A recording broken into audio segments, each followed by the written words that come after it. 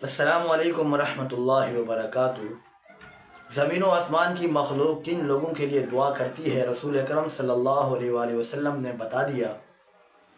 سنن ترمذی کی حدیث ہے، حدیث نمبر 2685۔ رسول اکرم صلی اللہ علیہ وآلہ وسلم نے فرمایا، بے شک اللہ اور اس کے فرشتے، زمین و آسمان کی ساری مخلوق، حتیٰ کہ چونٹیاں اپنے بلوں میں اور مچھلیاں، یہ ساری کی ساری چیزیں اس شخص کے لیے دعائے خیر کرتی ہیں جو دنیا میں لوگوں کو خیر اور بھلائی کی تعلیم دیتا ہے۔ میں اپنے گریبان میں جھانکوں، آپ بھی جھانکیں، آپ اپنے گریبان میں جھانک کر دیکھیں کہ ہم دنیا کے اندر لوگوں کو خیر اور بھلائی کی تعلیم دے رہے ہیں یا نہیں۔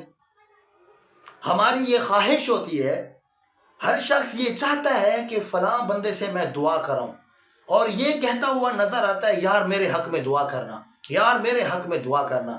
حالانکہ حقیقی بات، حقیقی دعا جس کے لیے زمین و آسمان کی ہر چیز دعا کرتی ہے، اس حدیث پر عمل کرنے کی کوشش نہیں کرتا، لیکن لوگوں کے پیچھے ہاتھ پھیلا رہا ہے، لوگوں کے پیچھے بھاگ دوڑ کر رہا ہے۔ بھائی میرے پاس یہ پریشانی ہے، اس کے لیے دعا کر دیں۔ بھائی مجھے یہ مجبوری ہے، میرے لیے دعا کر دیں۔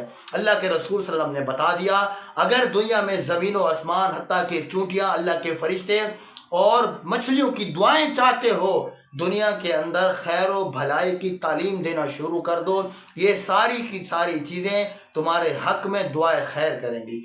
ہر شخص کو دعائے خیر کی ضرورت ہے، تو میرے بھائی اگر دعائے خیر چاہتے ہیں، آج سے اس حدیث پر عمل کرنا شروع کر دیں، تاکہ یہ تمام چیزیں ہمارے لیے اللہ تبارک و تعالیٰ سے دعائے خیر کریں۔